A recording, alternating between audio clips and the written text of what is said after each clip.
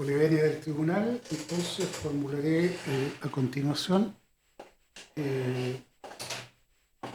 algunas consideraciones teniendo en cuenta lo que mis distinguidos contradictores han manifestado respecto de mis representados en sus réplicas.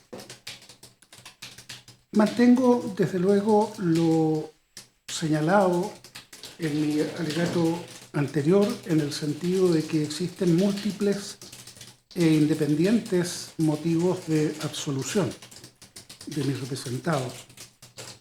Sin embargo, en esta ocasión voy a centrar la atención en uno de ellos que se relaciona con el tema de la faz subjetiva de los tipos penales dolosos y, muy especialmente, claro está, del tipo penal previsto en el artículo 97, número 4, inciso quinto, que hoy día, claro, según lo señalaré más adelante, tiene ultraactividad, dada su derogación por la ley 21.703. Voy a hacer esto porque, después de haber escuchado atentamente a mis distinguidos contradictores, se acrecienta mi convicción en el sentido de que sus consideraciones ponen de manifiesto un error profundo cuando ellos imputan sobre los hechos que relatan la comisión del delito previsto en el inciso quinto antes citado a mis representados. Entro entonces al análisis en general, muy brevemente, de la faz subjetiva del tipo doloso. La regla en esta materia, y esta no es cuestión debatida, ni en la doctrina ni en la jurisprudencia, cualquiera sea el concepto y estructura de dolo que se asuma, la regla, digo, es que los delitos dolosos se caracterizan por existir una total y absoluta congruencia entre la faz subjetiva y la faz objetiva del tipo. Eso es lo propio de un delito doloso, como por ejemplo el homicidio simple. Si pudiera graficar esta idea, yo diría que el tipo penal lo podemos representar como una perfecta circunferencia dividida exactamente por la mitad, de manera que cada una de las medias circunferencias que resultan corresponden a la faz subjetiva y la faz objetiva del tipo. Ellas calzan perfectamente. Y esto por una razón muy simple, que lo explica la doctrina simplemente. El dolo es conciencia y voluntad de realización del hecho típico objetivo. Y si el dolo es conciencia y voluntad de realización del hecho típico objetivo, es obvio e irrefutable que la faz subjetiva tiene que coincidir necesariamente con la faz objetiva. Esa es la regla. Sin embargo, hay casos en los que la faz subjetiva del tipo es más amplia que la faz objetiva. Ya no son dos medias circunferencias exactamente iguales, sino que la subjetiva tiene una superficie más amplia. Eso ocurre en los tipos que son portadores de elementos subjetivos del injusto o tipos portadores de elementos subjetivos.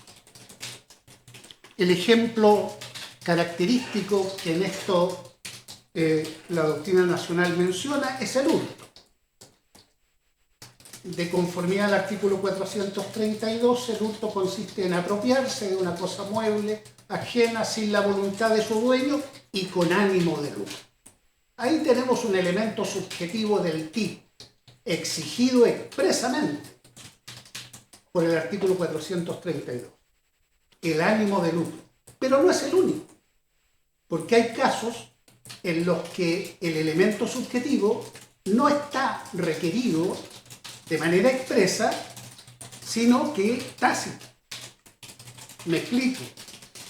La doctrina dice, mire, en el caso del hurto, la conducta típica es apropiarse. Y apropiarse, claro está, es sustraer la cosa mueble ajena de la esfera de custodia en que la mantiene su titular.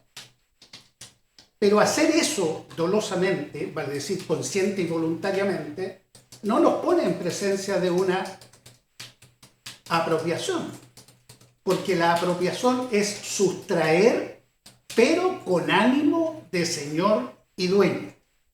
Vale decir que el sujeto debe obrar con el dolo propio del delito, cual es sacar la cosa de la esfera de resguardo y custodia consciente y voluntariamente, pero para que estemos en presencia de una apropiación se requiere el animus rem sibi habente, el ánimo de comportarse el sujeto activo como si fuese de hecho titular de la cosa.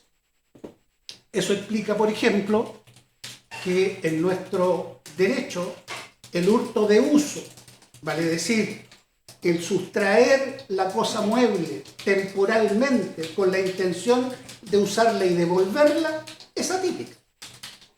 Porque no obstante que hay una sustracción, lo que no hay es una apropiación. Y no hay una apropiación porque el sujeto no procede con ánimo de señor y dueño. Hay muchos otros ejemplos. El artículo 235 del Código Penal es otro que podríamos mencionar. Algunos señalan algunas figuras de delitos sexuales en los que además del dolo, se exige un elemento subjetivo distinto y adicional al dolo, sin cuya concurrencia la conducta podrá ser dolosa, pero en ningún caso típica, y por ende será impune.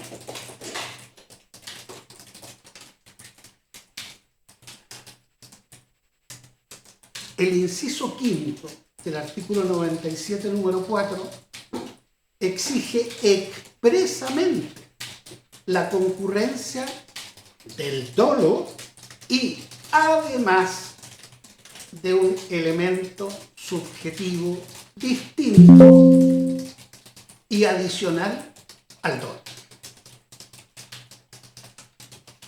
Me explico. Me pongo frente al artículo 97, número 4, inciso 5. ¿Cuál es el tipo objetivo? La faz objetiva de la conducta típica de facilitar el objeto material, que son las boletas falsas. ¿En qué consiste el dolo, entonces, de este delito? En facilitar boletas falsas. Ese es el dolo. ¿Ese es el delito? Por supuesto que no. Porque para que la facilitación dolosa de boletas falsas sea delictiva, tiene que además realizarse con un determinado propósito que está expresamente y claramente expresado, señalado por el tipo penal. ¿Cuál es? Con el objeto de posibilitar la comisión de alguno de los delitos descritos en los incisos anteriores al quinto o final del artículo 97, número 4. Es un axioma, entonces, de acuerdo a los conocimientos científicamente afianzados en materia del derecho penal.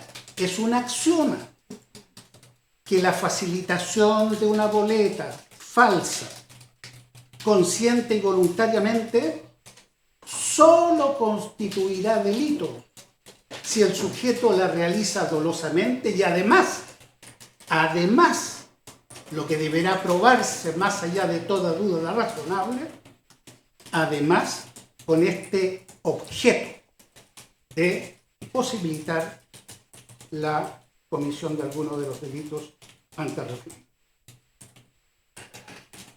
Me limito a la hipótesis de posibilitar, porque la de cometer no ha sido traída a este juicio por los acusadores. Bueno, los acusadores, frente a estas alegaciones que ya las hicimos en el alegato de apertura, han dicho que no. Ya en el alegato de... A ver, esto no es primera vez que yo lo alego ante un tribunal en esta causa. Lo alegué durante la investigación y siempre me dijeron, no, esa es una cuestión de fondo que usted tiene que ir a plantear allá al tribunal de juicio oral. Eso fue lo que me dijo la Corte cada vez que yo lo insinué. Y bueno, hoy día estamos para eso, ¿no? Entonces, los acusadores ya me contraargumentaban diciendo, no, usted se equivoca. Usted se equivoca porque no hay aquí un elemento subjetivo especial o elemento subjetivo del injusto distinto y adicional al dolo. Lo que hay aquí es la utilización de una expresión por parte del legislador que tiene por objeto, comillas, reforzar semánticamente el dolo. Y, como argumento de validez, traían a colación el libro Delitos Tributarios del profesor Van Bessel, donde emplea esa expresión. Dice, mire, aquí hay un refuerzo semántico del dolo. Bueno, lo dirá Van Bessel, está bien, pero yo creo que di ya 3 razones que hacen absurdo sostener que se necesite un refuerzo semántico del dolo. La presencia del dolo está exigida primero por el artículo 10, número 13 del Código Penal, que declara exento de responsabilidad criminal al que incurra en un cuasidelito, salvo los casos expresamente penados por la ley. ¿De dónde resulta? Otro axioma. Cada vez que usted enfrente una descripción típica, esa es una descripción de un delito doloso, salvo que la forma de comisión culposa esté expresamente sancionada. Y en este caso no ocurre. De manera que a nadie le podría caber duda de que el artículo 97, número 4, inciso final, es la descripción de un delito doloso. ¿Por qué reforzar el dolo? Si eso no fuera suficiente, el propio inciso quinto o final requiere que el sujeto obre maliciosamente. Y en tercer lugar, y esto ya es irrefutable, la pena que se asigna por el legislador a la conducta descrita en el inciso final, si la comparamos con la hipótesis del inciso primero, es más grave la del inciso final. Lo que parece absurdo, porque el inciso final es ni más ni menos, y en esto estamos de acuerdo con los acusadores, porque lo han sostenido vehementemente, el inciso final es un acto preparatorio del previsto en el inciso primero del número 4. Nunca se ha visto en nuestra área de cultura jurídica, nunca, jamás, y nunca lo veremos, que un acto preparatorio sea sancionado más severamente que la hipótesis de consumación. Entonces, frente a estas razones, ¿se necesita un refuerzo semántico del dolo? Primero, no sé en qué consistirá el refuerzo semántico, y en segundo lugar, es evidente que es absurdo exigirlo frente al tenor del artículo 97, número 4, inciso quinto, y su análisis sistemático.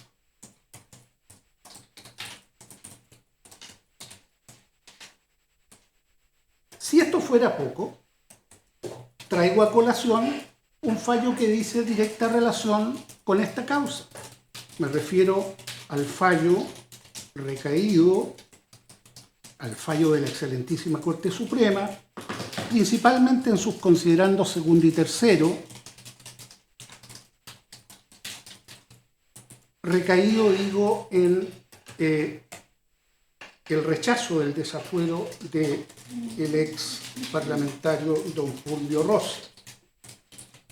En estos considerandos la Corte es clara respecto de que el tipo penal que estoy analizando requiere dolo directo.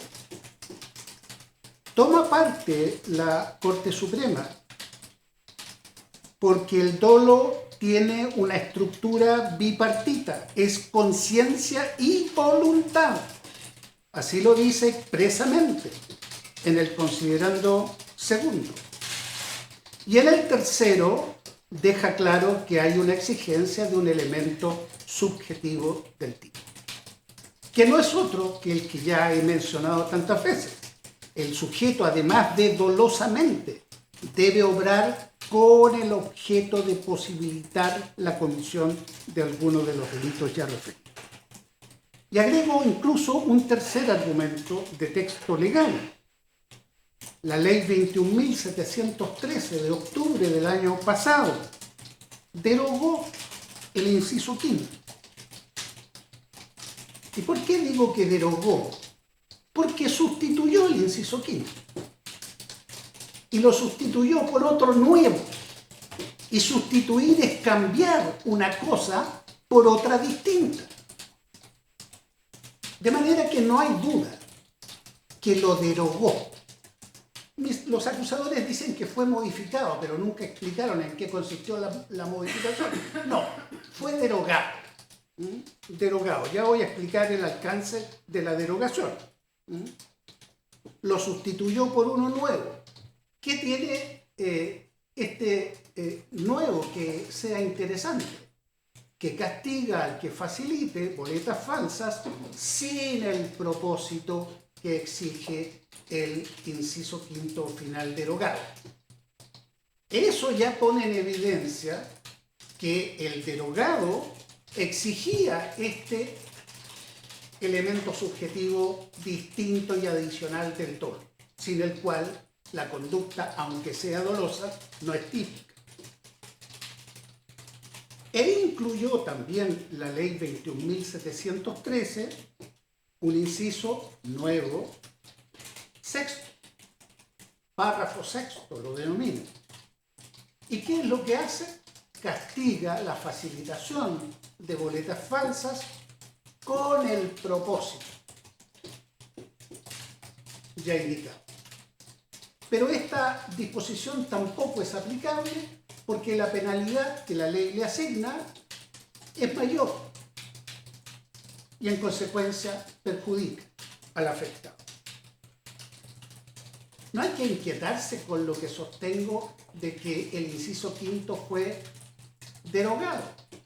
Sí, fue derogado, pero tiene ultraactividad. O sea, se aplica a los hechos que ocurrieron bajo su vigencia. Sobre el particular recomiendo un interesante artículo que basta anunciar el nombre de su autor, Bascuñán, sobre la ultraactividad de la ley, y uno entiende perfectamente de lo que estoy hablando.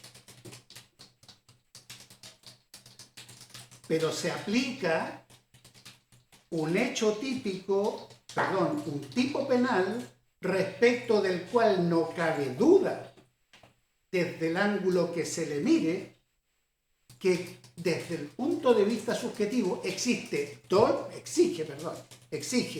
dolo y un elemento subjetivo especial, distinto y adicional al dolo, sin el cual, de no concurrir la conducta aún dolosa, no es típico.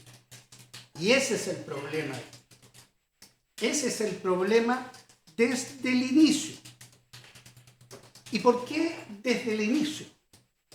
Porque en la formalización de la investigación, la Fiscalía nunca imputó hechos ni circunstancias fácticas que permitan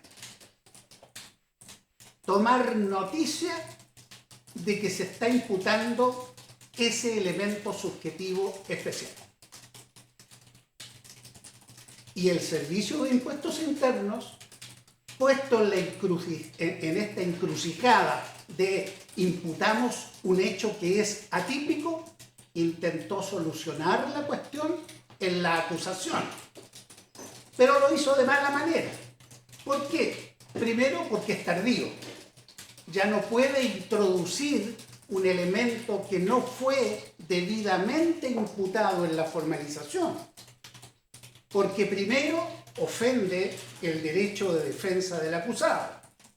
Y segundo, infringe claramente el inciso final del artículo 259 del Código Procesal Penal, que exige absoluta congruencia entre la formalización y la acusación.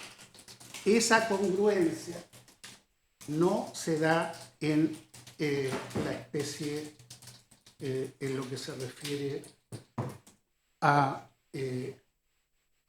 la acusación del Servicio de Impuestos Internos.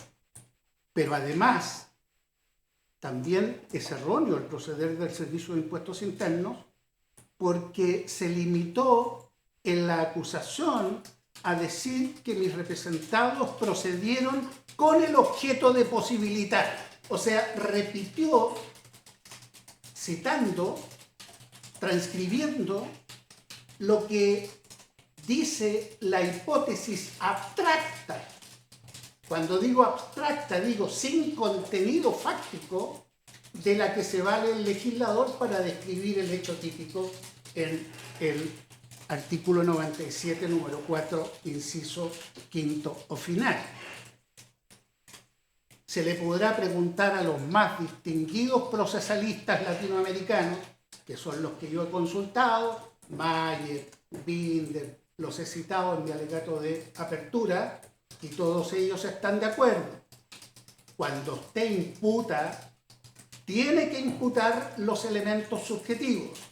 No puede hacerlo a través del nomen juris, o sea, invocando o diciendo o transcribiendo lo que dice el tipo penal respectivo. No, lo que usted tiene que hacer es señalar hechos concretos y determinados que han ocurrido en el mundo fenoménico y que dan cuenta de la imputación de ese elemento subjetivo. Si no se imputan los elementos subjetivos, como ocurrió en la formalización y lo reiteró la acusación del Ministerio Público, si no se imputan, no pueden ser objeto de prueba. Y si lo fueren,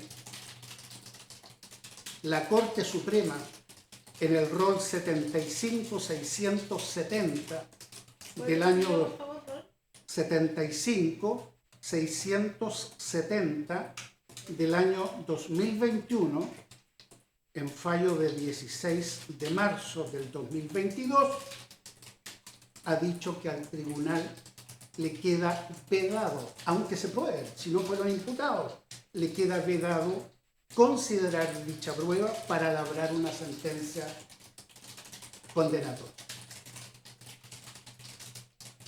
Lo dice en términos bastante más claros, especialmente en sus considerandos 9 y 10. Subrayo el 10. Y es obvio, porque si no se imputan clara y precisamente, dice Mayer, clara y precisamente se afecta el derecho de defensa.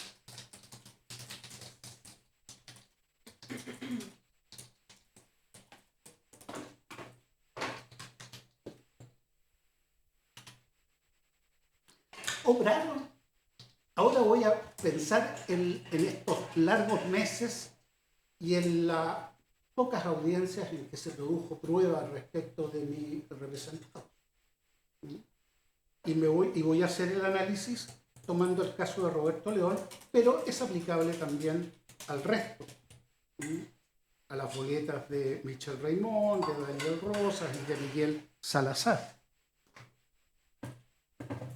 ¿Hay antecedentes que permitan conjeturar por lo menos de que se facilitaron las boletas con el objeto de que Sokimich cometiera alguno de los delitos previstos en el inciso primero, especialmente en la hipótesis de declaración de impuesto maliciosamente falsa que pueda inducir a la liquidación de un impuesto inferior al que corresponda, o en la hipótesis última, o sea, mire, configúrase con ello algún procedimiento doloso encaminado a burlar el impuesto?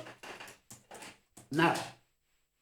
Es más, la propia prueba de cargo acredita suficientemente que las boletas que se facilitaron, y me voy a poner en el extremo de mis representados, voy a suponer que las hayan facilitado dolosamente. Aún en ese caso, esa facilitación no es dolosa, porque nunca la facilitaron con el propósito, con el objeto, con la finalidad de que se cometiera algunos de los delitos previstos en los incisos anteriores al quinto. ¿Y por qué no? ¿De dónde saco eso? Lo saco de las declaraciones de don Michel Jorrat, ex director nacional del Servicio de Impuestos Internos, de don Cristian Vargas, ex subdirector jurídico del Servicio de Impuestos Internos, y de doña Nancy Reyes. Esta defensa les preguntó, y voy a resumir las preguntas, porque fueron varias, pero se le preguntó a cada uno de ellos: señor, ¿es correcto que las boletas emitidas por Roberto León Araya y los registros contables de las mismas en la contabilidad de Sokimich no justifican ni acreditan fehacientemente ante el Servicio de Impuestos Internos que sus pagos constituyen un gasto necesario para producir la renta? Don Michel Jorrat dijo: es correcto. Don Cristian Vargas dijo: es correcto. Y doña Nancy Reyes dijo: es correcto. Entonces yo me pregunto, ¿cómo alguien que facilita boletas, voy a dar para los efectos del análisis por establecido, ya, que son falsas, pero que no tienen idoneidad para ser empleadas para forjar una declaración maliciosamente falsa? ¿Por qué? Porque ellas dan cuenta de que no son gastos necesarios para producir la renta. ¿De qué dan cuenta estas boletas? Quien conozca el artículo 31 de la Ley de Impuesto a la Renta sabrá la clara respuesta. Esas boletas dan cuenta de gastos reservados. Eso significa que esas boletas no engañan a nadie que conozca el artículo 31 de la Ley de Impuesto a la Renta.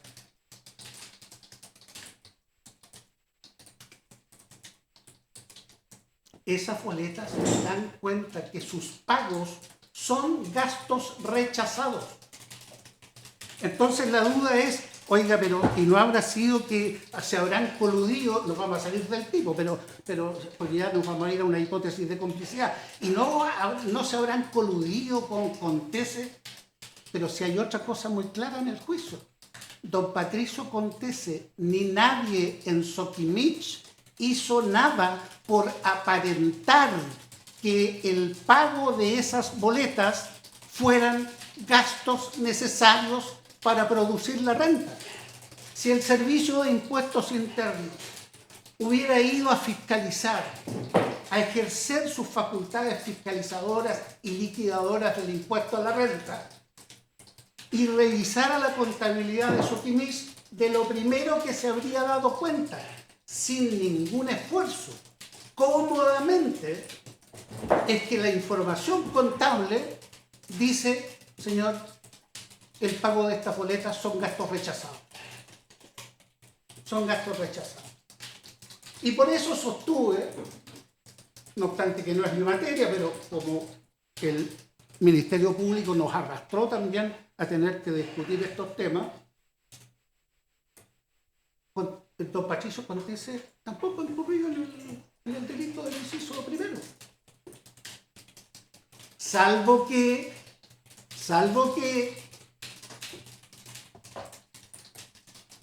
haya mentido.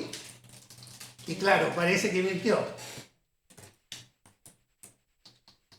Pero en ese caso no comete el fraude tributario de declaración maliciosamente falsa.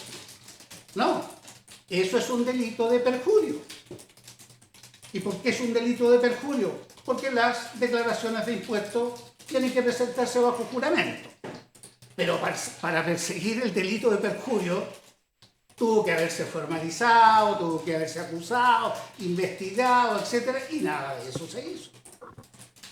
Se perseveró en esto de que aquí hay un fraude tributario, quizás el mayor que se ha cometido en cuántos años. Y la verdad es que de ello no hay nada. Pero vuelvo a mis representados. Hay una gran confusión en la acusación, pero quiero demostrar, digamos, demostrar lo que vengo aseverando. ¿Qué dijo, qué comunicó el Ministerio Público en la formalización? Yo acompañé, sin objeción, la minuta de formalización a la que me voy a referir ahora. La minuta de formalización de los señores Rosas, León, etc., Michel Raymond, está acompañada en el juicio. Dice que el imputado Marcelo Abraham Rosas López, previamente concertado con Patricio Contese González, facilitó un total de 210 documentos. Se está refiriendo a todo. Aquí está englobando todo, todas las boletas. Las de Roberto León, las de Michel Raymond, etc. Ideológicamente falsas.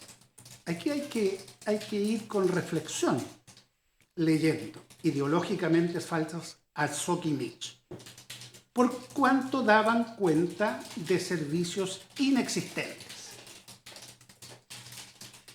Y agrega, las que posteriormente fueron incorporadas en la contabilidad de dicha empresa.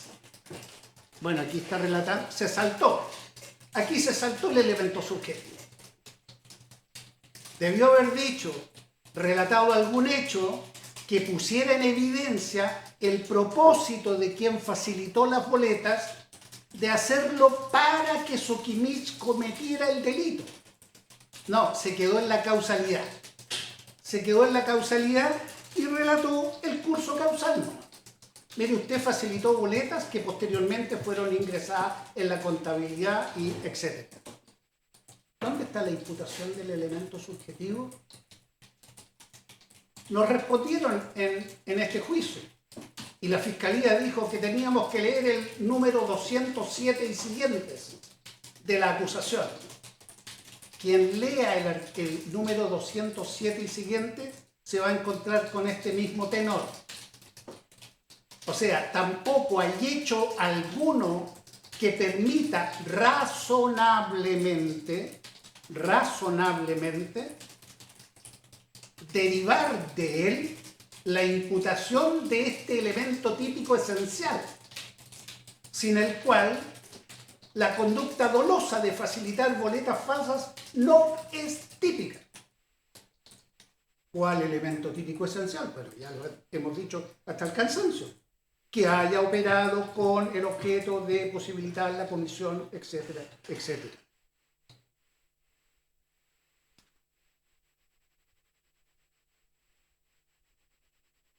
Pero además la propia prueba de cargo acredita sobradamente que Marcelo Rosas y Roberto León Araya celebraron un contrato de prestación de servicios. Este contrato de prestación de servicios que nos enseñan en las clases de derecho romano, donde los romanos simplemente se daban la mano y respondían en el sentido de que lo acordado estaba, para que se entendiera celebrado el contrato. Es un contrato consensual. Se puso de acuerdo, lo relató circunstanciadamente uno de los testigos estrella de la Fiscalía, don Ismael Lobo. Sí, dijo, efectivamente, don Marcelo Rosas y don Roberto León Araya declararon en la declaración en que yo estuve presente, que ellos, dado que tenían una relación familiar, de amistad, de Rosas con la familia del joven León, este le pidió, como era un ingeniero agrónomo recién recibido, algún trabajo. Marcelo Rosas le dijo, sí, podrías hacer esto. Convinieron a que se fuera, qué es lo que haría, cuál sería la remuneración, 2,5 millones de pesos mensuales. Y resulta que sucedió que la mujer de don Roberto León le diagnosticaron un cáncer que al final, en el año en que le dejaron de pagar precisamente, murió. Y se añadió a este contrato una convención. Aquí vale la pena hacer la distinción entre contrato y convención, porque el contrato crea obligaciones, y ya sabemos las que creó entre Rosas y León. Y Soquimich, porque la obligada al pago era Soquimich, porque el trabajo de Rosas de León era para un insumo de la consultoría que Rosas le brindaba a Soquimich. Y cuando Rosas le comunica al señor Contese la aflictiva situación familiar de León, Contese toma la decisión, no sé si desde el punto de vista de los negocios buena o mala, eso lo podrán decir los accionistas, pero humanamente me parece impecable, no sé si yo haría lo mismo, ojalá me den fuerzas para, si enfrento aquello, hacer lo mismo. Dijo, sigámosle pagando igual. Ya veremos más adelante si son 2,5 millones de pesos en una empresa que vale 17,000 millones de dólares. No es tanto. Y no hubo ningún accionista que se quejara ni nada por el estilo. Esa es una convención. Se modificó la obligación de Roberto León de realizar efectivamente el trabajo contratado, y no obstante ello se mantuvo la obligación de pago. Eso es lo que pasó. Contra aquello que exhibe el Ministerio Público y los demás acusadores para sostener que aquí estamos frente al delito del inciso final del artículo 97, número 4, es que no se prestaron los servicios. ¿Y no le parece una buena explicación la que el propio Roberto León le dio hace casi 10 años. ¿No le bastó al Ministerio Público que Roberto León le hubiera ofrecido como convención probatoria la aseveración suya de que efectivamente no había prestado los servicios por las razones que indico? No, nos rechazaron, dijeron que no. Aquí explicaron y parece que hicieron responsable a don Jorge Villalobos, pero bueno, estas ya son palabras finales. Entonces, ¿qué queda después de todo esto? Para ir terminando, queda que no se imputó debidamente el elemento subjetivo propio del tipo penal, del artículo 97, número 4, inciso quinto final, que se atribuye a mis representados para fundar la incompleta imputación. Y se probó por la propia prueba de cargo y sin prueba en contrario, más que simples aseveraciones, que las boletas de Roberto León Araya a Soquimich se sustentaron jurídicamente, porque esa es la lectura del relato que hace Ismael Lobos, en un contrato y una convención celebrados que explica suficientemente la no prestación de los servicios contratados y de los pagos convenidos. Nunca, jamás Roberto León sostuvo durante la investigación que hubiera prestado los servicios. Si alguien con posterioridad quiso justificar, no sabemos por qué motivos, a través de contratos postdatados o antedatados, esos hechos no tienen nada que ver con don Roberto León. Él los negó, lo probó que no eran suyos con la propia prueba caligráfica a la que se sometió. Las razones jurídicas que he dado, y no las voy a repetir, evidentemente, también aplican mutatis mutandi a las boletas de doña Michelle Raymond y Daniel Rosas, respecto de las cuales el Ministerio Público no es acusador, porque por estas boletas acusó a Marcelo Rosas por hechos que nunca habían sido formalizados y que fueron sobreseídos definitivamente por sentencia de sobreseimiento firme y ejecutoriado durante la audiencia de preparación de juicio oral. Y también, mutatis mutandi, los argumentos son aplicables a don Miguel Salazar. Y en esas circunstancias no cabe sino absolver por este o cualquiera de los otros dos motivos de absolución que he invocado en este juicio, con expresa condenación en costas.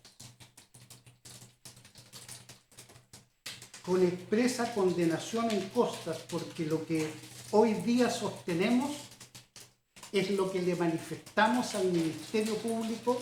Cuando digo manifestamos, digo cuando mis clientes declararon ante el Ministerio Público, porque nunca guardaron silencio. Don Marcelo Rosas declaró antes de ser formalizado y don Roberto León también declaró antes de ser formalizado. Su señoría, quiero concluir con algunas palabras, digamos, después de 2 años y 8 meses o 9 meses, para decir lo siguiente.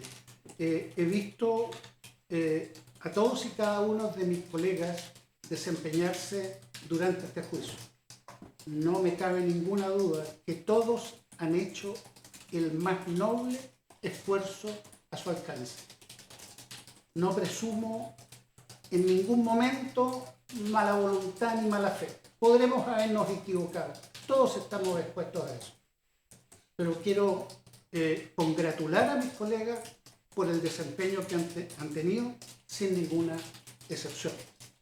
Y con eso termino. Muchas gracias. Bien. Entonces ya se evacúa la dúplica por parte de la defensa de los acusados, señoras Rosas y León. ¿Alguna petición antes de concluir la jornada? Sí, su señoría. Esta defensa tiene 3 peticiones.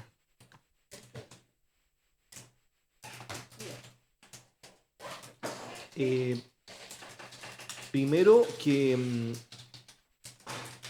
esta más que una petición es una proposición, una sugerencia. Estaba pendiente de definir la hora a la cual empezaríamos el día martes. Las palabras finales, martes 21. Yo iba a sugerir que partiéramos a las 11. Lo dejo planteado. Lo siguiente que quería solicitar, su señoría, es que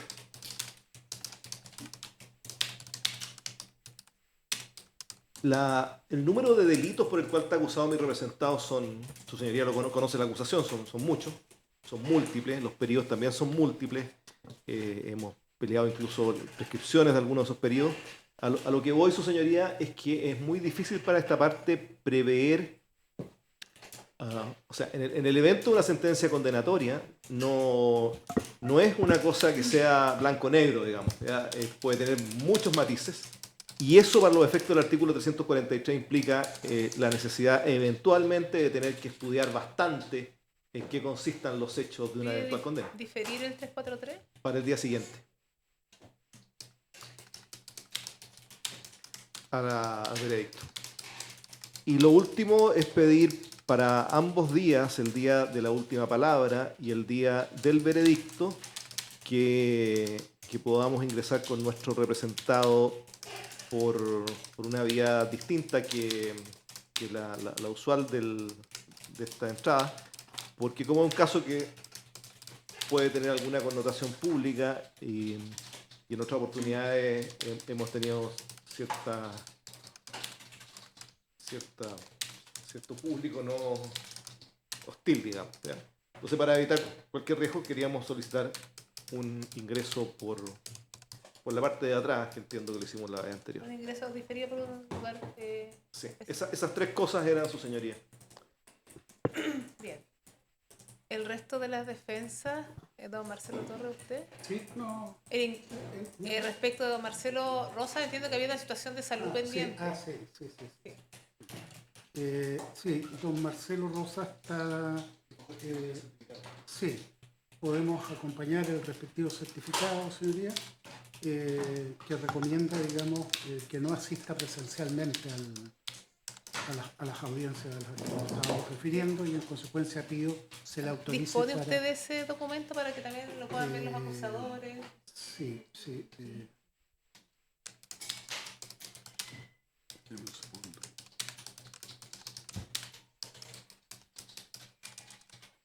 puede indicar que lo suscribe, la fecha, es eso.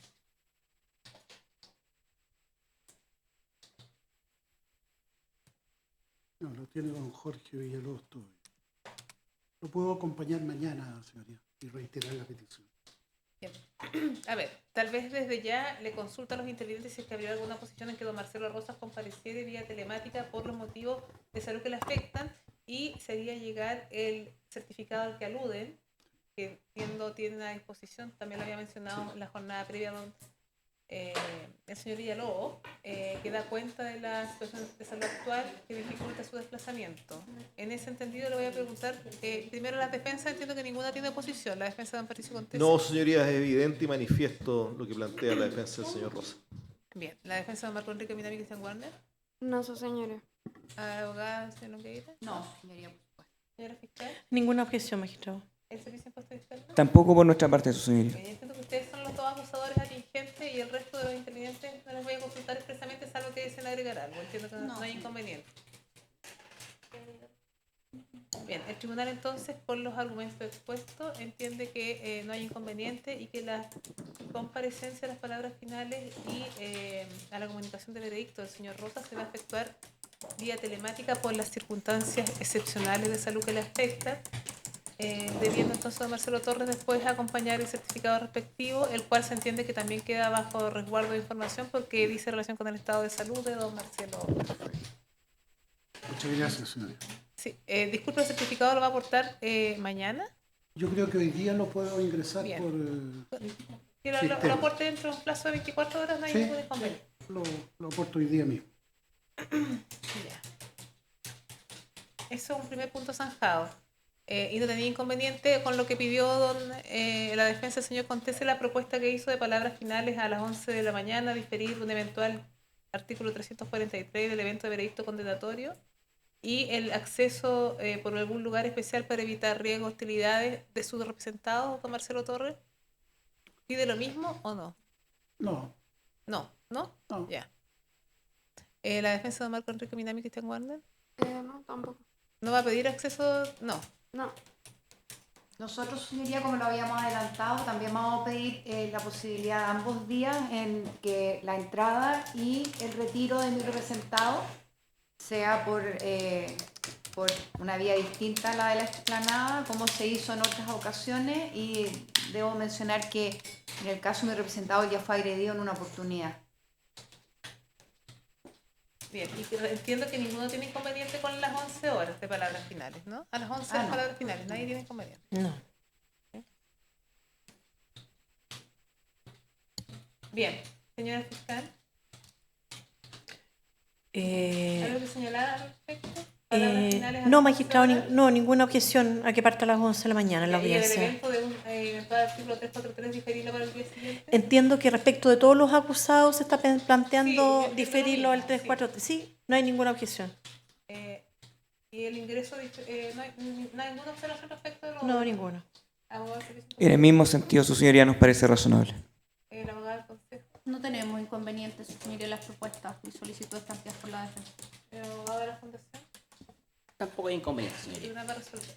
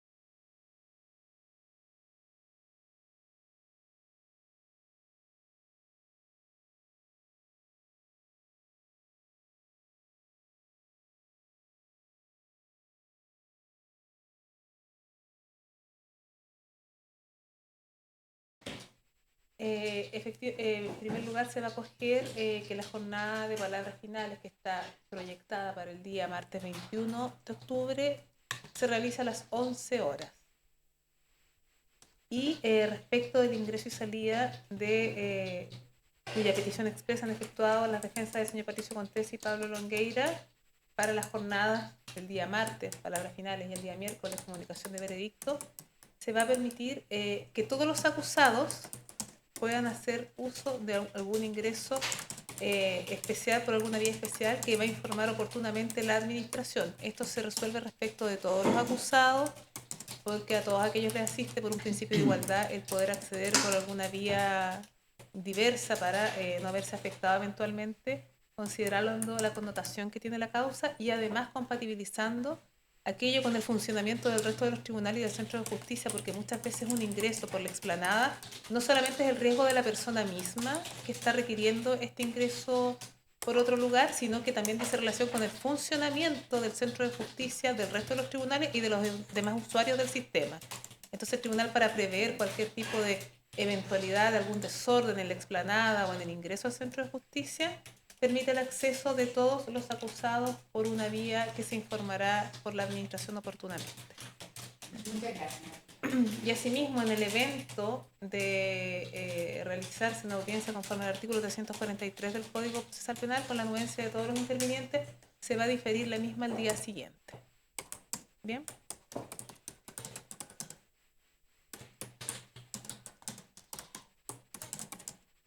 Sí, se va a requerir entonces que se informe al administrador del tribunal para que adopte las medidas pertinentes y pueda implementar este ingreso por un lugar diverso de todos los acusados de la causa. ¿Bien? Bien. ¿Alguna otra petición que formular? Su señoría, es una consulta principalmente en relación con las jornadas del 21 y 22. Las vamos a desarrollar en esta misma sala, considerando que vamos a hacer bastantes más. Entiendo que se va a hacer en esta sala, de acuerdo a lo que me ha informado la administración. Más o menos lo que hablamos otra vez es correr un poco esto, poner una Más banca. y además Ahora las que tengo atrás. una de las en la sala contigua, una tele Ah, eso se hace, como para se que transmite si justo hay afuera de más la gente, sala. Ah, Puede haber desde fuera. Pero en principio se mantiene esta sala. ya. Sí, se mantiene esta sala en principio. Sí, esta es la sala. Bien. Entiendo que no hay más peticiones que resolver. Concluimos la jornada. Concluimos la jornada entonces del día de hoy. Que tengan una buena tarde. Reanudamos mañana entonces a las 9 horas para escuchar a la defensa del señor Longueira. sí. Bien.